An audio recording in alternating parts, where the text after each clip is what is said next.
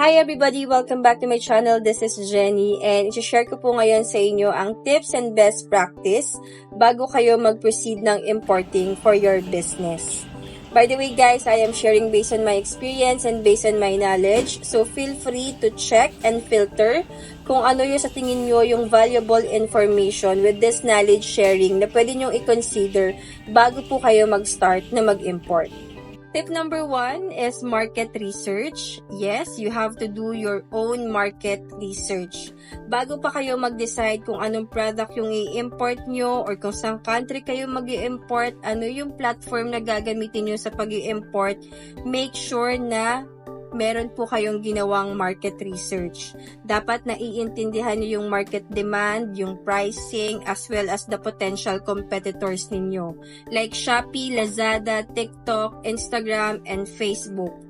Dapat alam nyo yung current pricing ng product na balak nyo i-import para hindi po kayo ma-take advantage during the negotiation process. Next is, verify your supplier.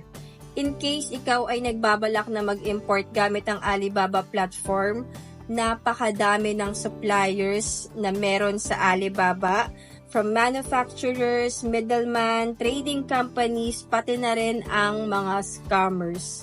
I think ang scammers naman laging present kahit sa anong platform, kaya make sure to deal with legit and credible suppliers lang. Paano nyo malalaman kung legit yung supplier na kausap nyo? You can check this video. Available to sa ating importing tutorial playlist for beginners para malaman nyo kung legit or potential scammer ba yung kausap ninyo. Next is clear communication using purchase order. One of the key para po maging successful ang pag-i-import nyo is through effective and clear communication. Ako personally, ang best practice ko dito kapag ako ay nag-i-import, gumagamit po ako ng purchase order. Kasi mas clear at naiiwasan yung misunderstanding namin ng supplier when it comes to my order. Kasi hindi ka pwedeng mag-assumption dito. Dahil sinabi mo na yung requirement mo, feeling mo na intindihan ng supplier kung paano mo siya naiintindihan. So, para maiwasan nyo yung misunderstanding na yan during the importing process, gumamit po kayo ng purchase order. To clearly communicate yung product specifications nyo, yung quality na kailangan nyo, packaging requirements niyo, delivery timeline, and so on. Meron din tayong available sa ating importing tutorial playlist na purchase order. Makikita nyo doon kung paano ko ginagawa yung purchase order para magkaroon po kayo ng idea to help you and guide you bago po kayo mag-place ng order sa Alibaba or any other platform kung saan nyo gustong mag-import.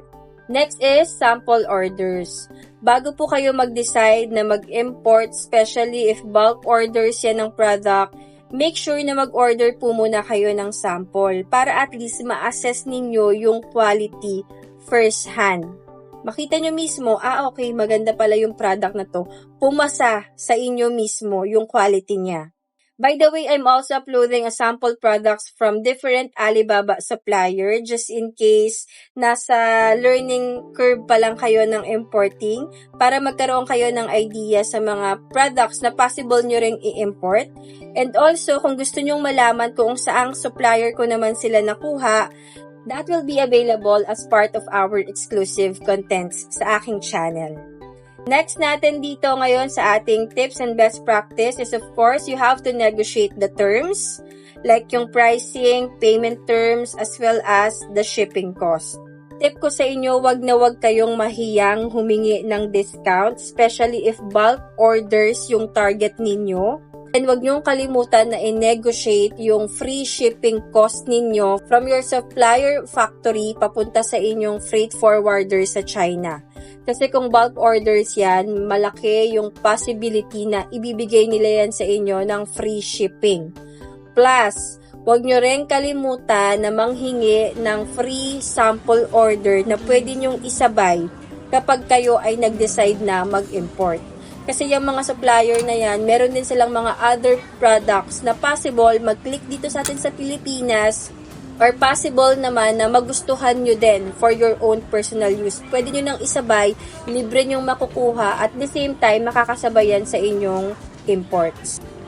Next is, you have to understand the import regulation. I mean, check nyo lang if yung product na balak nyong i-import is walang magiging problema. Like for example, yung mga ukay-ukay, yung second-hand clothing, ang alam ko po bawal yon. I'm not that sure ngayon kung legal na siya.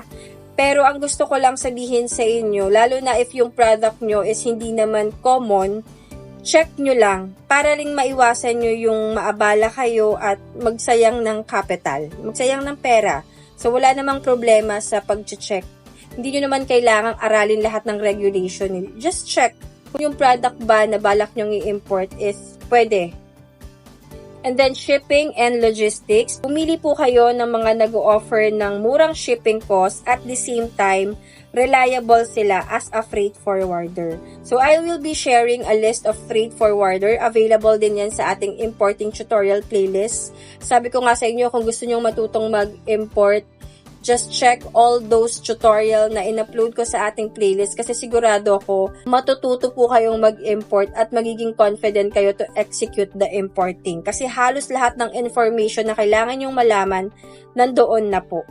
Like for example, kung hindi mo naiintindihan yung shipping process from China going here sa Pilipinas, available yan sa ating playlist.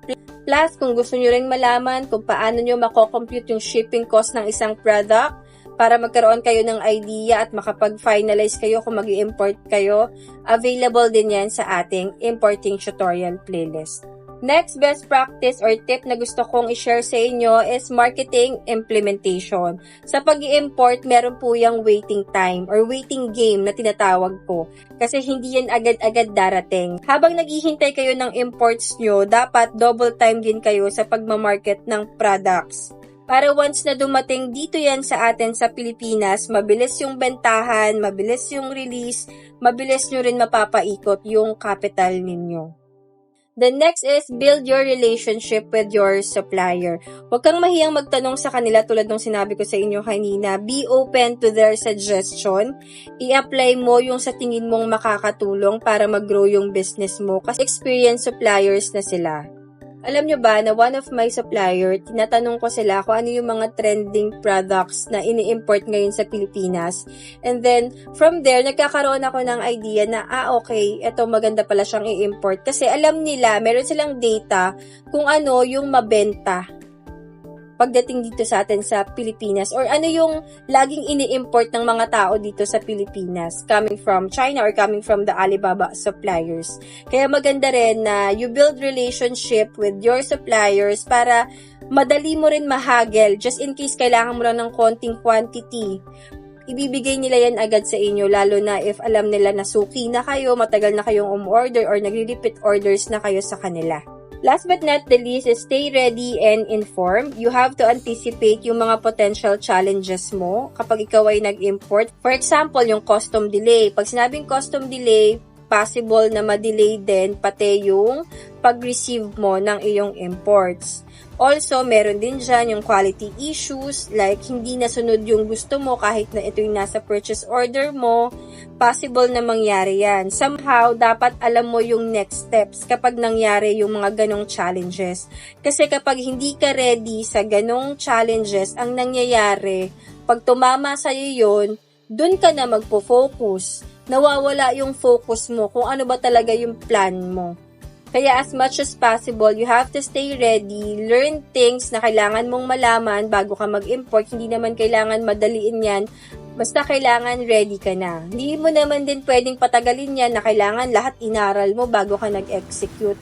Kung sa tingin mo, kuha mo na yung mga detalye na kailangan mo, then go ahead, execute, take action. Kasi wala naman ding mangyayari kahit gaano pa kadami yung basahin mo, aralin mo, panoorin mo, kung hindi ka mag-take action. You have to learn from your experience as well. For you to be informed, don't forget to like and subscribe sa ating channel para lagi kayong updated once na meron po akong nirelease na new knowledge sharing. And as usual, ang favor ko lang sa inyo, if meron po kayong natutunan sa ating knowledge sharing, please don't hesitate na i-share yan sa mga tao na sa tingin nyo matutulungan din. That's it for today, guys. Thank you so much for watching and see you sa ating next video.